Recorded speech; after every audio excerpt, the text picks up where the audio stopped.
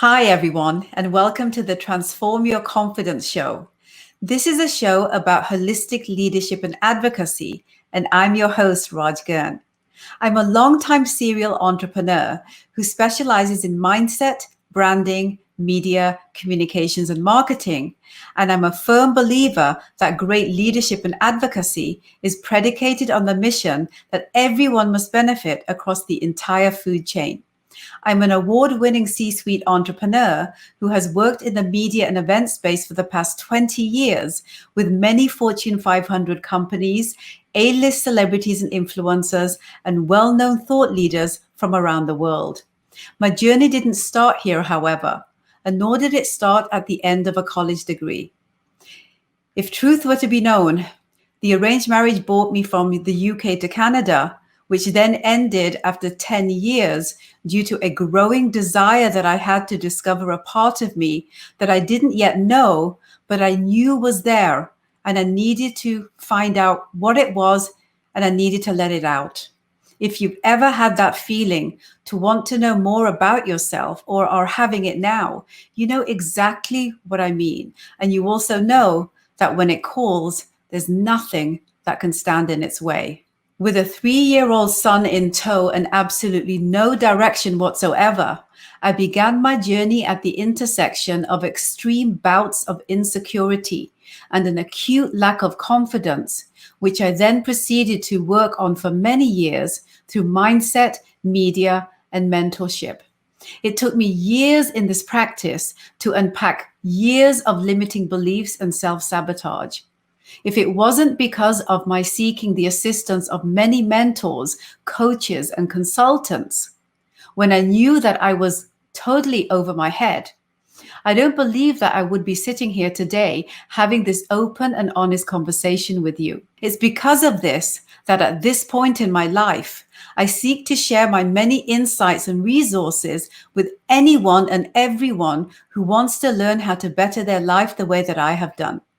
I'm a confidence coach who helps entrepreneurs and executives create, sustain, and grow meaningful relationships at work and at home. I do this through a holistic leadership and advocacy approach using a combination of coaching, consulting, and mentoring methodology that I've created over the past 2 decades with the goal to deepen the understanding of how mindset, media, branding, and communications work together to elevate everyone within the home and work environment, virtually and in person. My coaching credentials are twofold through the International Coach Federation and the Flow Institute, and I am a member of the Canadian Association of Management Consultants. I am also a disciplined Reiki Level 2 and meditation practitioner who believes that we are all what we create and not what is created for us. Let me say that again. I believe that we are all what we create and not what is created for us. The power is with those who empower their lives with knowledge, action, and accountability. The 3 pillars that I created a new online academy upon that just saw its soft launch in December at the openchestconfidenceacademy.com. My goal with this show is to pull the curtain way back and reveal how today's change makers are leading with intention and creating meaningful, cohesive entrepreneurships and environments and ecosystems that serve everyone. I also want to help you reimagine what your life could be if you had a constant view from the top of that mountain. Today, the entire show is dedicated to a deep dive with one such individual. Meet Reetu Gupta, the president and CEO of the Easton's group of hotels and the Gupta Group, as well as the chief strategy officer at the Rogue Insight Capital Limited. The Easton's group of hotels has a diverse business portfolio spanning 20 hotels across Canada with 6 under development. The Gupta Group focuses on the condominium market with a series of 5 residential and commercial developments across the Greater Toronto area. And the Rogue Insight Capital Limited focuses on angel investments. Reetu has many accolades under her belt that include making Canada's 100 Most Powerful Women list for 2 years in a row. She has also been awarded the Excellence in Real Estate and Hospitality Award in 2019 and has made Canada's top 40 under 40 list in 2017. Here's a deep dive into her perspective on leadership and effective communications as a woman in the hospitality, real estate, and investment industries. Thank you so much for agreeing to be on the show today, Reetu. I'm so excited about, diving deep with you about something that I think is an incredibly important conversation to be had, and one that I couldn't imagine having without a sister like you who is extremely pro equality and, pro getting our women up and out there and elevated. So thank you so much for agreeing to be on this show. No, thank you so much for having me. Thank you for such beautiful and kind words. You are just a blessing, and I'm so honored to be here today. So shall we just get right into it, my love?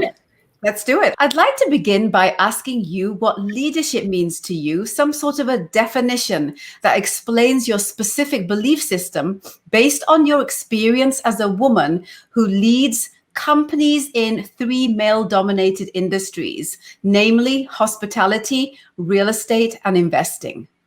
Absolutely. And that's such a wonderful question. For me, leadership, being male or female, for me personally, the most important aspects of leadership and how I like to lead is with 2 things, and that is love and respect. I feel that every human deserves love and respect. It doesn't matter if you're a child, if you're a mom, if you're a teacher, if you're working in housekeeping, if you're working at front desk at a hotel, if you're in management.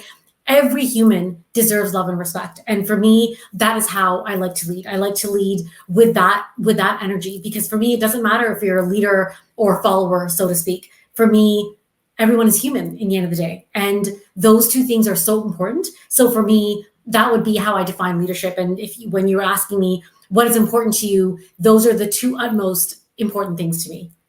And how does that work, Reetu, as a CEO of these 3 different companies that are in 3 different industries that are male dominated? Now, how well does bringing your female energy to a room work for you? It's been so amazing, because being female, naturally, people will say that we're more empathetic. So I will speak on for my behalf. I'm definitely more empathetic, very, very intuitive. And these are traits normally that you associate with women. So being in male dominated industries, it's been really interesting, because at first I kind of thought, and I'm sure you can relate to this, Didi, that you kind of look at it and say, do I tell them that my feeling says we shouldn't do that? Because they'll look at you like you're crazy, like, what is this witch doing in our boardroom? But I didn't care about that. I would say that, you know what? My feeling says that we should go in a different direction.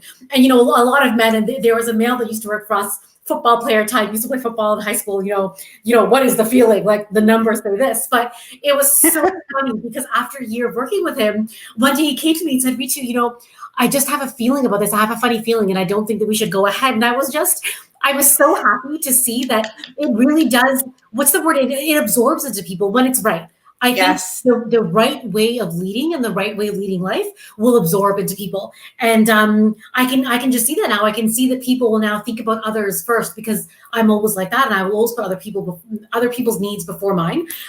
We do a lot of philanthropy in the company. And one thing we do during the holidays is we're always giving back. And what's been amazing, I've done it for about 12 years, but I think the past 2 years, all of the hotels will reach out to me and say, Reed, when are we doing this? When are we giving back? We already have a plan. I love that. I love now they're coming to me and saying, okay, when's the next philanthropy campaign? When are we doing it? So I hope that answers your question. It really does, Reetu, and it's interesting because it's a very common theme that we've been having since I started this podcast. I've been talking to people about the fact that I'm a firm believer in and I advocate for holistic leadership and advocacy. Mm-hmm. That's my thing. That's what I believe in. And essentially what that means is that, regardless of where you're positioned in the ecosystem that you are a part of, especially as the leader, your job is to make everyone feel important and feel, involved and feel that they are being heard.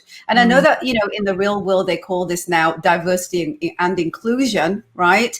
And it's become kind of this big kind of hip thing. But really, it's something that especially if you come from a background that, has been, really steeped in spirituality and, different, deep, art and poetry and, expression of some sort. This idea of holistic enterprise is really quite known to us, and what you're talking about right now, those people who don't know you the way I know you, I mean, you are a fierce warrior personality. And on the other side, you have this very gentle, sensitive side of you and everything in between.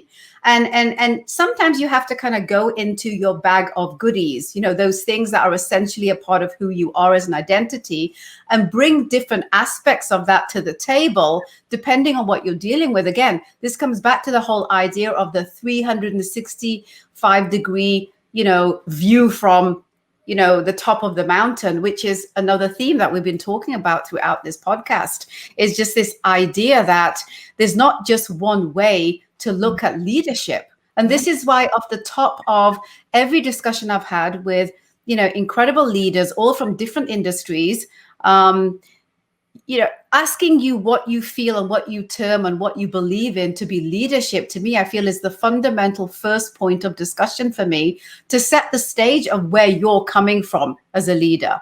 Right.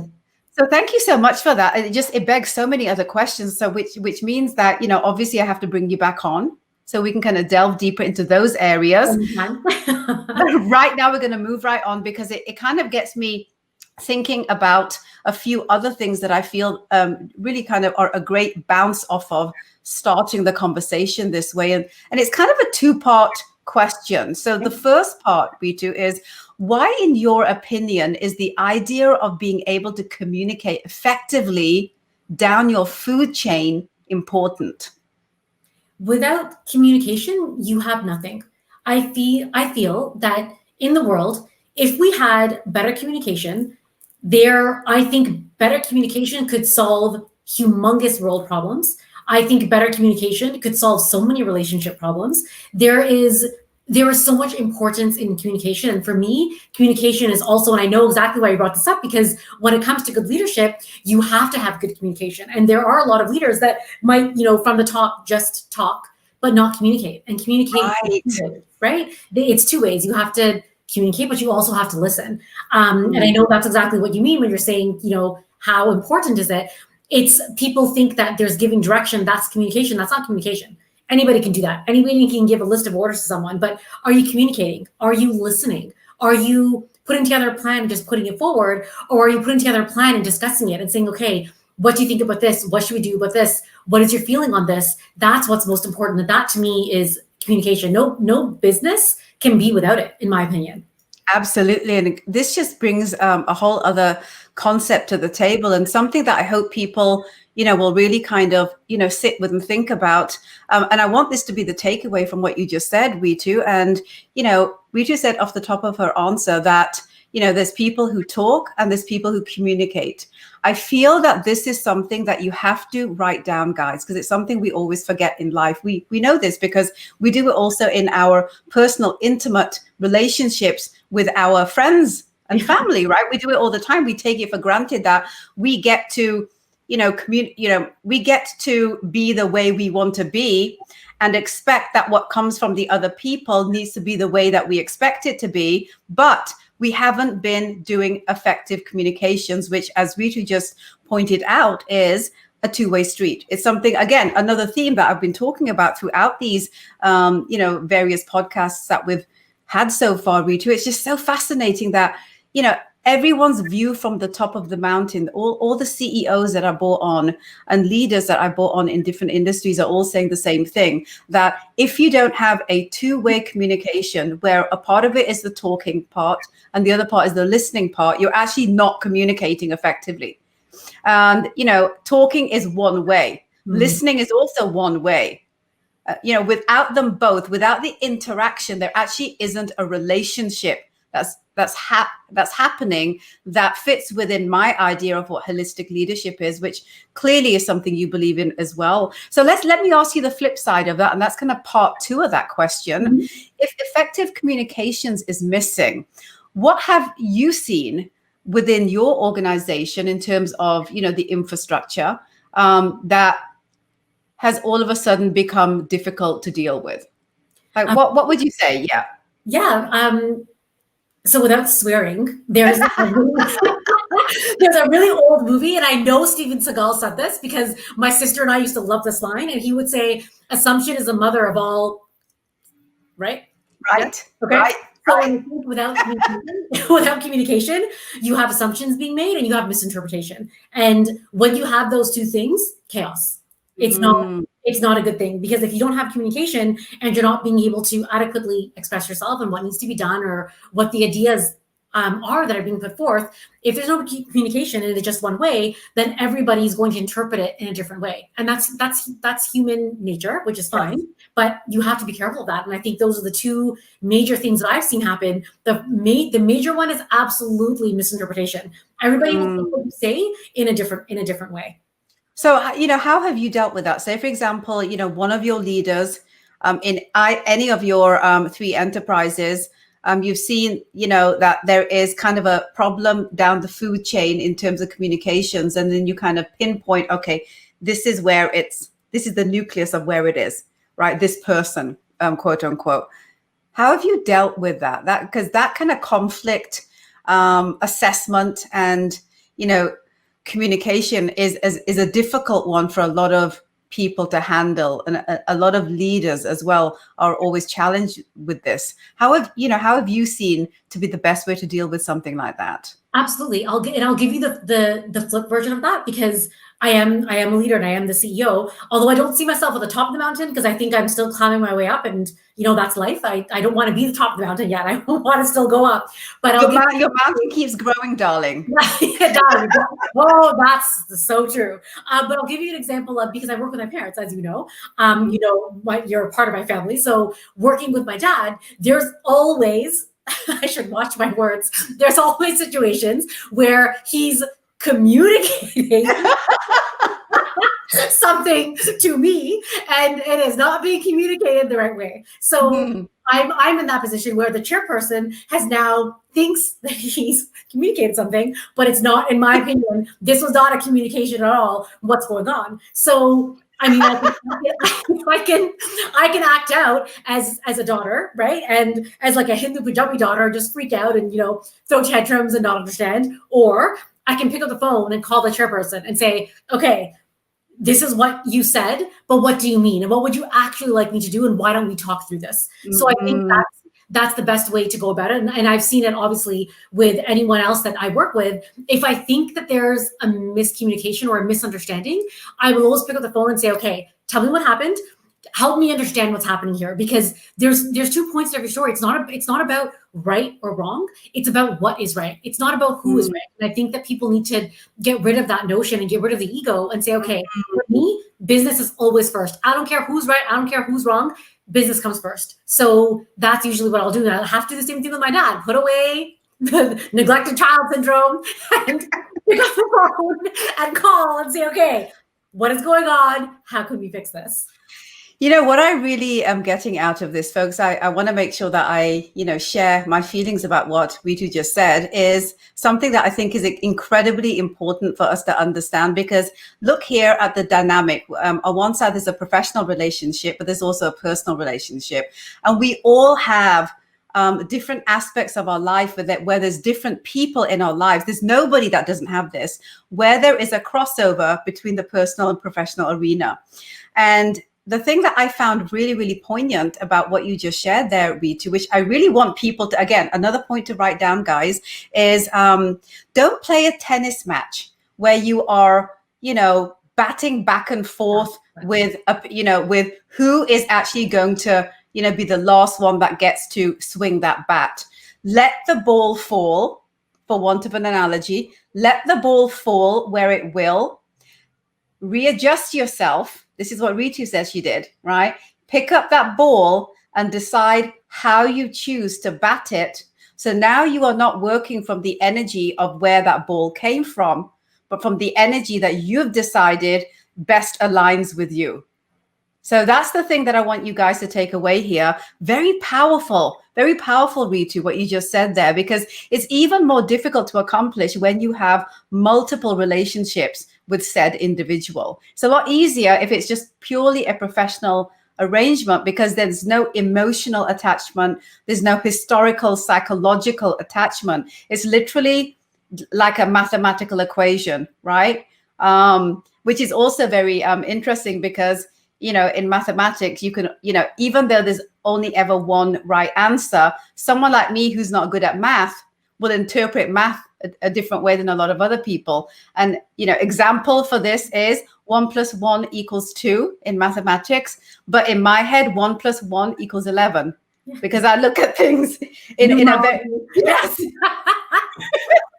because I'm an entrepreneur, right? So my vision, the telescope through which my lens, the lens of my vision is extremely expansive, and that's like a whole other show, which I'm bringing you back on for that one, because that one, I think we need. One is 2 sources of revenue, which can be about. Don't tell me 2. Don't tell me double. Exactly. Here. So, this brings me to wanting to now maybe go a little bit into, the industries that you work in, Ritu. Let's jump to that kind of part of our conversation. The first thing I want to ask you is, can you share some insights on what your shift in strategy has been, post the current climate that we're having economically, so post-pandemic, versus the pre-pandemic environment that we were all in, especially as it's related to the incorporation of morale within your team.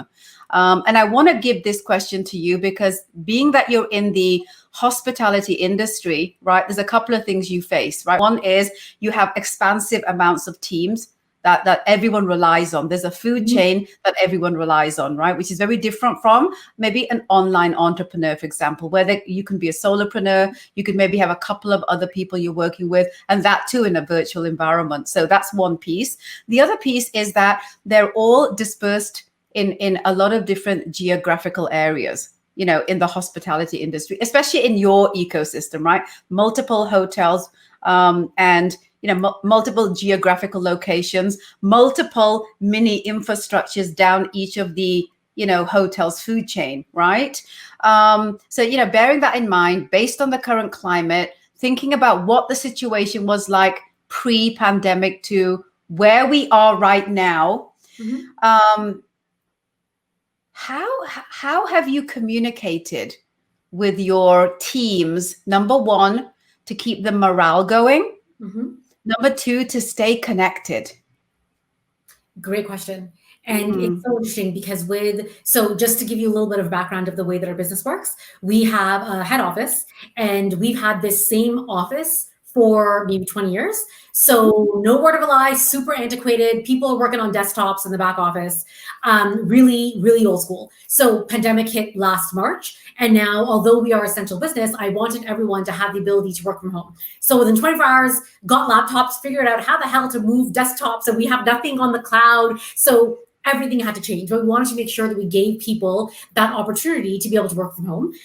In terms of being in communication, everybody was on Microsoft Teams. That way, if they needed to be in touch, the world is virtual now. So whether they're using Teams or GoTo or Zoom, that's how people were staying in touch. But your question is amazing in terms of morale, because naturally, with the hotel occupancies being so low, sometimes there's days where there's one guest, there's days where there's no guests in the hotel. And we made the choice to keep our hotels open. And the reason why is, although we're losing money, I didn't want to lose jobs. And I wanted to make sure that our people, even if I could just keep 2 more people in the hotel, that's what I wanted to do. And I wanted our company to understand and to know that we're with you, we're open, and we're going to do whatever we can. As soon as things get better, we're going to make sure that the doors are open and staffing is back at 100%. So this is that is difficult. That's difficult to accomplish. This is another thing that's coming to me just based on what you just said there, Ritu, is, you got to be really courageous to be a really effective leader and make those decisions that, put you kind of in the crossroads between what's good for the company versus what's good for the people that are a part of that company. And that's got to be the single most difficult thing to do today in the hospitality industry. It But is. you made a decision. It's yes, and it was a difficult one at that because of the fact that we were obviously losing money because of it. But for me, I'm looking at it as if I take care of our people now, once we open and we're at 100%, they're going to take care of me. So Yes. I don't want them to lose their I don't want them to lose their work. And yes, so many people are not working, but I felt like it was the least that I could do. Also, as soon as pandemic hit, so this was Feb or March, I'm looking at all of our hotels, and all I could feel, Didi, was that as much as right now we're in a really difficult place, there are so many more people that are worse off than us. And Yes. immediately I felt that I need all of our company to know and to understand that you have jobs, you have something to come back to, but there's other people that don't even have food on the table. So that's when I launched Project Kindness. And it was a challenge to all the hotels to say, okay, there are people that are worse off than us, and I want you to remember that. And now it's our duty to give back. So, Didi, within 24 hours, I launched Project Kindness. We were able to get 1,870 pounds of food donated to Second Harvest. As our Wow. hotels were winding down, I asked them, I said, if you have food that you can donate, do not throw it away. Let's donate it. And everyone was so loving and caring. And all of the general managers, they jumped on board and they said, absolutely, let's help others. And that was another way for me to sort of spark that morale, to show people that we're still blessed where we live in this country. It's now our duty to give back. Smaller things I would do, I would also do sort of email memos, and I would always include something cute, something rap, something motivating, and just keep everyone in the loop to say, okay, this is what's going on right now. This is the current situation, State of the Union. This is what we're planning to do, just so also everyone feels included. And another thing that we did, which was Easter last year, we did for all of the staff, we made little cute takeaway meals for Easter weekend. So we did family-sized meals of pasta and something meat. I don't know, I'm vegan, something meat and some pasta. And we asked all of our staff, if you're comfortable to come in and we have this meal for you and for your family for the Easter weekend, just so they also know that we're here, we're with you. We understand this is a difficult time. So those are, they're all small things, but I hope that it would go a long way. You know what I'm hearing here, folks, with what Reetu is sharing? Two things really jumped out at me that I want to share. One thing is that, Reetu is the kind of leader that is a, forward-thinking leader. She's thinking the bigger picture. So this is something that you really have to think about out there, and it's not easy to do. And I appreciate that. And I'm going to, stand at saying that I understand that, there's lots of industries, lots of circumstances and businesses that just simply can't do that. But if you're in a position where even remotely this is a possibility for you, where you can think about the bigger picture, and the bigger picture includes, the entire ecosystem of your staff network, your team network, and to be able to keep some semblance of normalcy in terms of the people that you can keep on. Some obviously you're not going to be able to keep some of them on, but even if like one or two of them you can keep on, just to kind of keep that understanding that as a leader, right, your livelihood is important to me. That's a very, very strong statement that you made down your food chain, Reetu. And the other thing that I picked up on what you said is the connectivity piece, right? Like how you had these different ways to remind people that you're thinking of them. You're reminding your team that you're thinking of them, reminding them that they still are better off than a lot of people out there. So let's, donate. Let's participate in that. That particular give back component. I really hope, guys, that you are listening to this carefully, because oftentimes, again, this is about effective communications. Effective listening is important because there's so many wonderful caveats of wisdom and interesting tips that you can take away from conversations like this. And that's my goal with this show, guys, is to bring on people who have a lot of experience in different wheelhouses that sit at the top of some sort of food chain, right? Who, have a lot to lose in a lot of circumstances when they're dealing with challenge. The more you gain, puts you in a position that you have more to lose. So communications and leadership becomes even more valuable, even more important Yeah, thank you for that, Ritu. It's just, people that work in your environment, the culture that you have there, they must just absolutely love, working with you, and, working with this idea that their leader actually cares about what happens to them and what cares about the community around them. I love hearing stories like this. Thank you so much for sharing that. Thank you. Absolutely. So let's move on. Let's get right into the next question that I have for you. Um, do you communicate differently with your team members versus your clients, for example? And if you do, can you share some tips on how to create advocacy within your team culture versus your client base? I mean, is there even a difference? And if there is, what is it, basically? Such an interesting question, because I feel like most humans have different sides of themselves. So they're one person when they're with their friends, one person when they're with their parents, one person when they're in front of a priest, one person when they're at work, But I think for me, I don't do that. And I don't have a different side. Anyone that knows me will see all sides of me. And for me, this is important because I want someone to see who I am at work. And I mean, also, I'm blessed that I work with my family. So no matter what, if you're in a room with me and you're in a room with my dad, you're seeing our interaction. You're also seeing how we deal with business. So for me, I think first and foremost, relationship is the most important. And whatever you have to do to make sure that your relationship, especially with your clients or whatever it is that's bringing you in the revenues that's allowing you to live, you have to give that relationship life. So Right. if you feel that you're your most authentic self, and that's what you have to do, if you feel that, I think I should be a little bit more polished, that is completely up to personal choice. For me, polished or not, professional or not, I am the same person with my family, with my friends. You know this the most. With clients, I am always the same person. I love it. And it's interesting because everyone has a different way of looking at how their relationship could potentially be the same or different. They have different reasons for it. I always love it when I'm speaking to a leader who is who they are, whether they're talking to the person that is vacuuming the washrooms in one of their hotels, for example, or someone that is, bringing in and is a decision maker in being able to bring in massive conferences of people. And I've seen this, guys, with Ritu. I mean, it really doesn't matter who you are. You're going to get the best of her or the worst of her if she happens to be on her period. Don't catch me on a bad day and don't piss me off. I'm a very first person until you piss me off.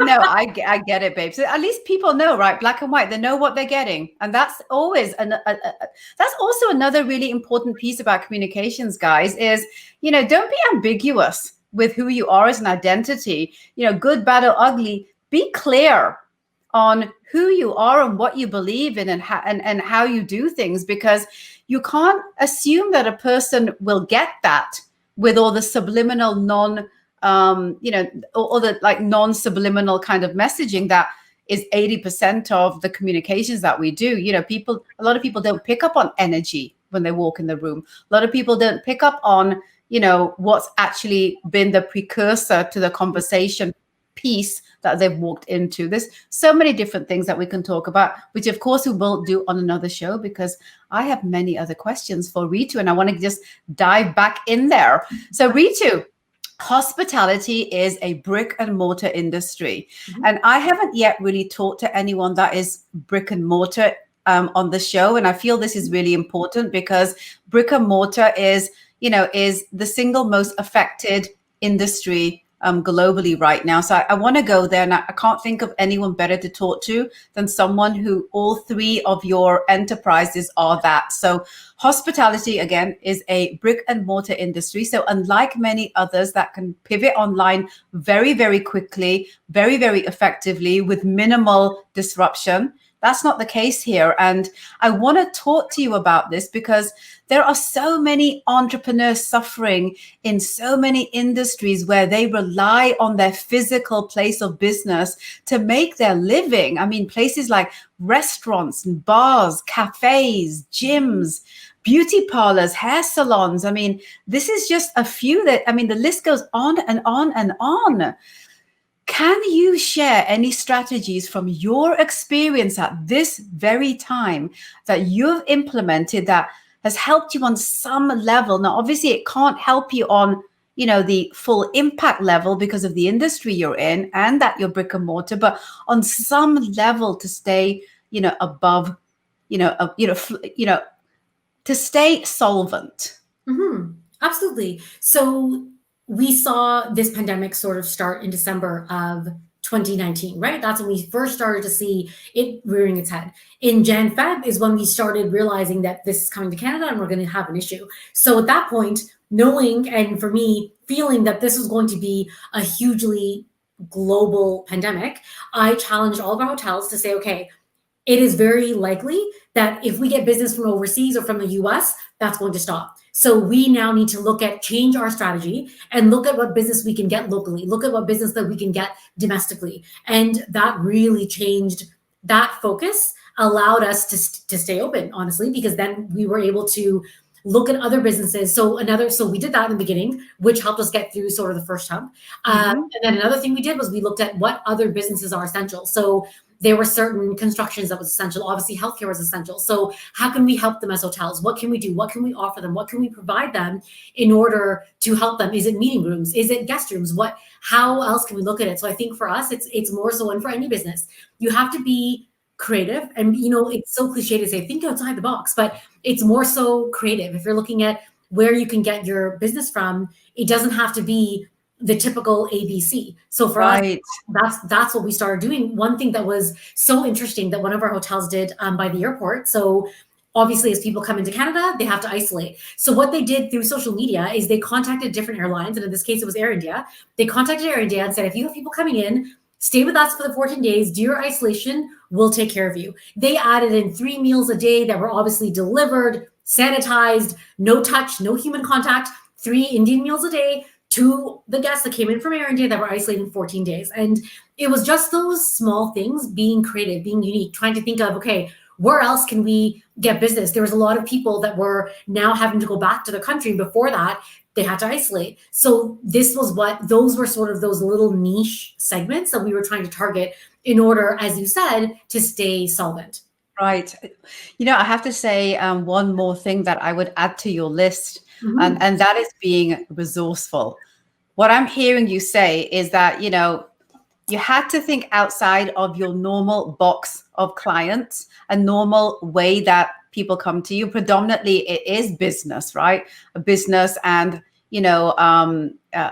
leisure, right? And now you're looking at, a different problem or challenge rather that, we're facing, where we need housing. So really, that's kind of what I'm hearing you say. So being resourceful, thinking outside of the box, and looking at how do you still do what you do, which is house people and feed them. Absolutely. And honestly, you said it best. You said 1 + 1 = 11. That's how you have to think. Yes. You can't just look at that there's only one solution. You have to be creative. Absolutely. Here. So, the other part of your business portfolio is real estate and also investments. What tips can you share with our audience about the market opportunity right now? Because, in a down economy, many people with the fortitude to invest come out winners if they know, in fact, what they're supposed to be doing.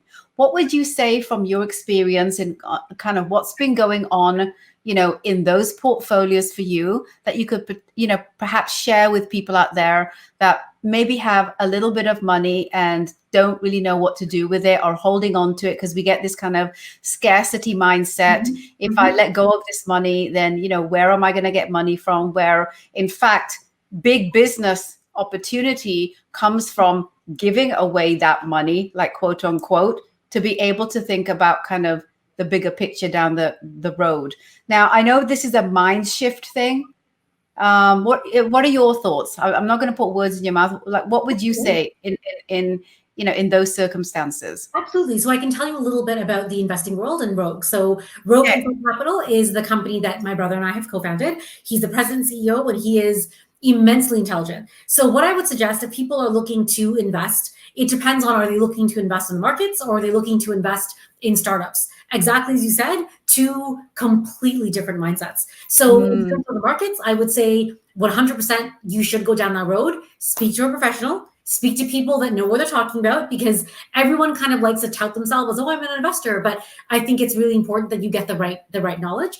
My brother has amazing investment advice, and you can follow him as well. And has amazing investment advice. When it comes to startups, for us, primarily what we look at is we look at female-led businesses as well as minority-led businesses. And for us, it's not necessarily, so for us, it's not necessarily, okay, well, this company's going to make money. It's more so, this woman has an amazing idea and she needs access to funds, and that's how we're going to help her. So that is something that we also did during the pandemic. And through Rogue, we did invest into real estate. And because there was a downturn in the beginning of the pandemic, now as companies are selling off, we're starting to see that uptick, which has been amazing. So definitely, I would suggest, if people are interested to invest, definitely go down that road. I know sometimes it's scary, especially in a time like this, to let go of funds that you have saved. But if you speak to professionals who can help you through it, it is definitely a great way to make even more money on your savings. So let me ask you this off the back of what you just said there, Reetu. So how, if somebody has some money that they want to invest, but they're not investors, they don't have that IQ. How do they get a hold of your brother in order to, see if there are opportunities that they can invest in? 100%. I would say follow him on Instagram. His handle is at Suraj K Gupta.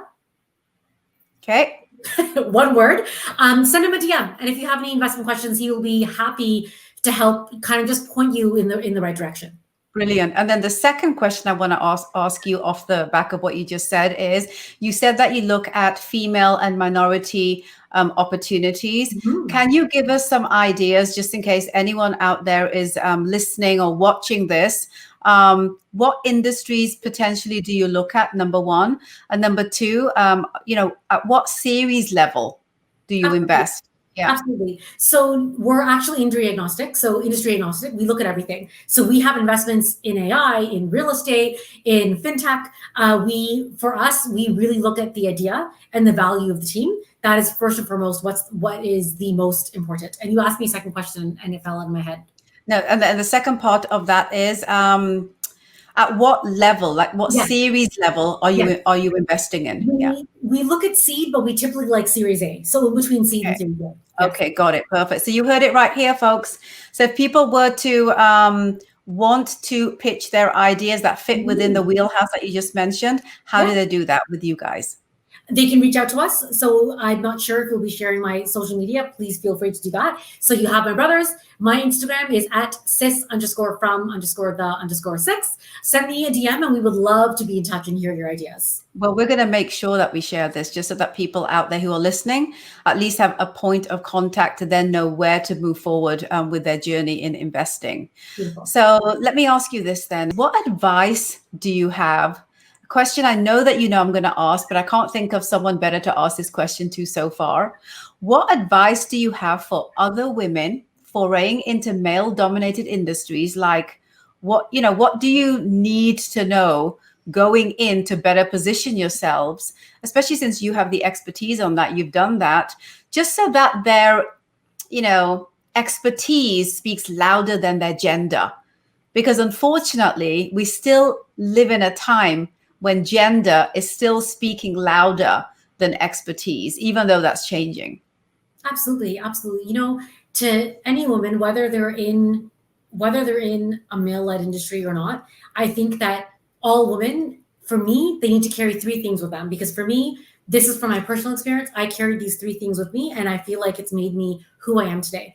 And those three things are three C's. It's courage, conviction, and confidence. For me, you have to have the courage to believe in yourself and to believe in all of your dreams. Have the confidence to be able to look at yourself in the mirror and to be able to list 10 amazing traits about you and go through your day with that energy and conviction. Whatever you put your mind to, whatever dreams you have, whatever goals you have, go down that road with absolute conviction. And I very strongly feel that if you carry these three things with you, you cannot fail.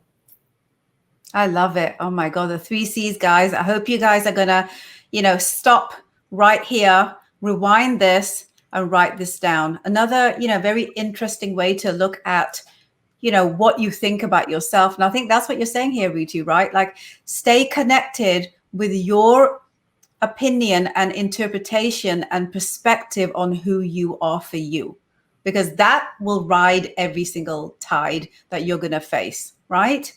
100%. I feel as women, there's all of these stereotypes and stigmas. Maybe we're too emotional, or as you said, Reet could be mad when she's on her period. Again, it's another stereotype, right? No, like Absolutely.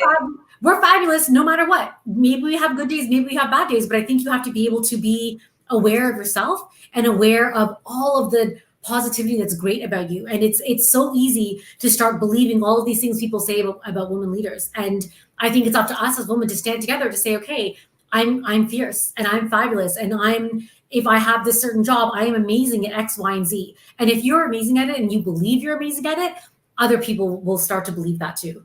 Absolutely. And we see the shift and the change in tide right now. I mean, we have a South Asian Black vice president of the United States of America. I mean, a market that, we've all known is a very, gender biased country. It's a country that also has a lot of under the belly belief that if you are of a certain culture, that you're not as good at or as superior, or whatever those words are that you want to use, which they're not even coming to me because I don't believe in them. It's a country that we know has this in its underbelly, right?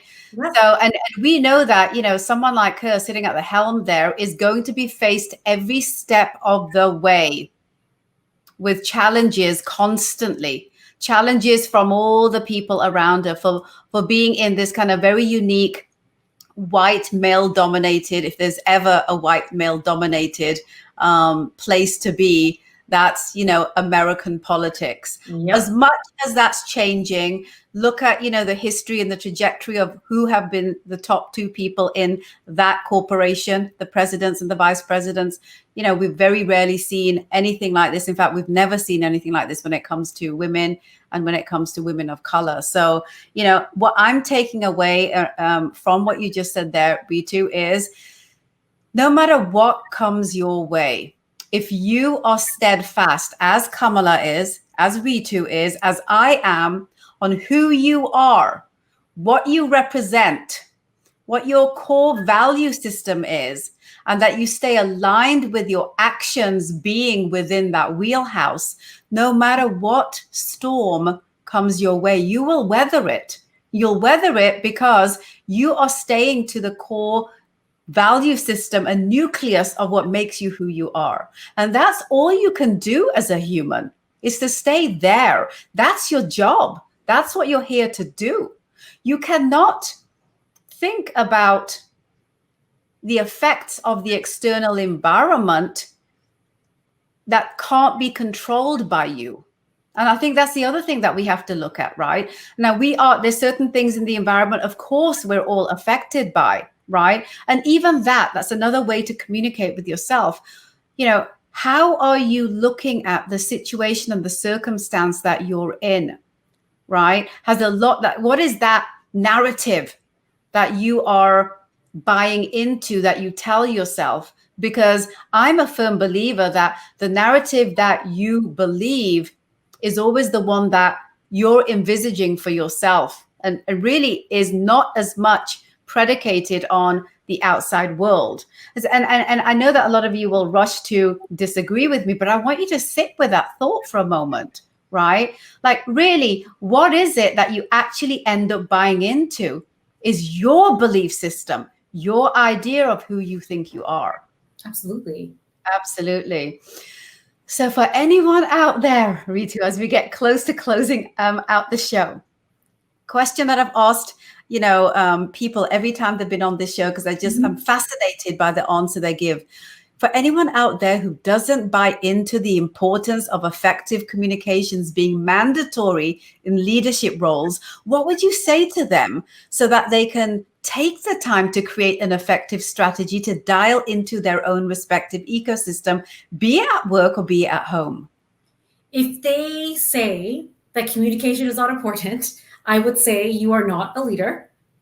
Get out of the role, do something else, because you cannot be a leader and not believe in communication. They don't go hand in hand. And if, on a serious side, if this person or if someone doesn't understand the effective impact of communication, I would challenge them to say, okay, look at your personal life and look at issues that you've had with people and think about the fact if this person had heard you out, or if there was better communication, what would have happened with that issue? Because communication is everywhere. This is not just in business, and it is important in every aspect of life. But a good leader cannot ever say that communication is not important.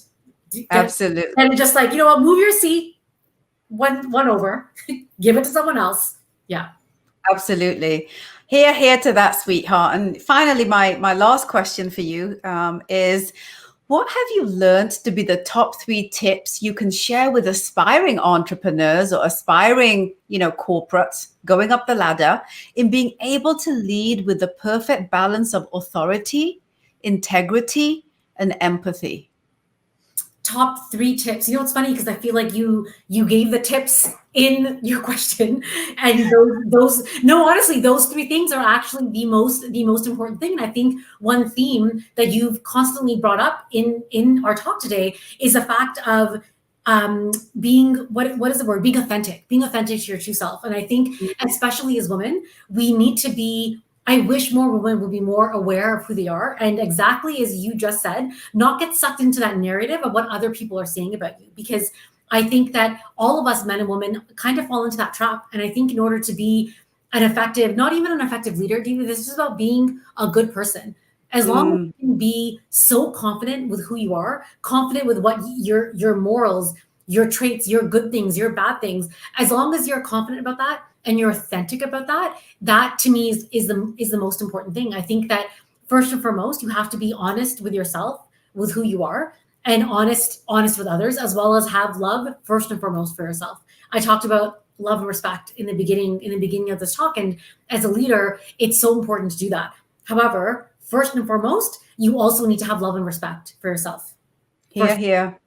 Thank you so much, Reetu. And what an insightful, deep conversation that we just finished having. I mean, it's very, very normal for you and I to have these conversations, and as you know, and I feel that our viewers, our listeners, our audience have a lot of kind of caveats that they can adopt and adapt and put into their lives. And I'm so happy when people are able to be privy to just how much they can take away from a conversation like this. Folks, you heard it right here. This was a conversation that is an incredibly important one to have, not just as a leader, but also as somebody that is leading an enterprise that perhaps right now is very, very difficult to navigate through, especially if you're brick and mortar.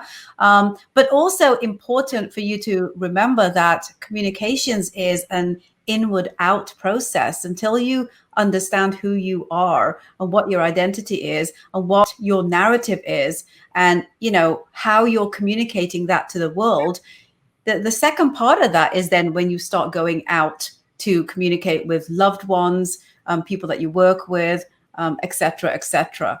So I want to leave you guys with that. And thank you so much, Reetu, again. And you and I are going to have another conversation, because I feel like we need to go even deeper than this particular conversation. 100%. Thank you so much for having me. And most importantly, thank you for doing what you're doing. I don't think people realize, I'm just looking at everything you've created.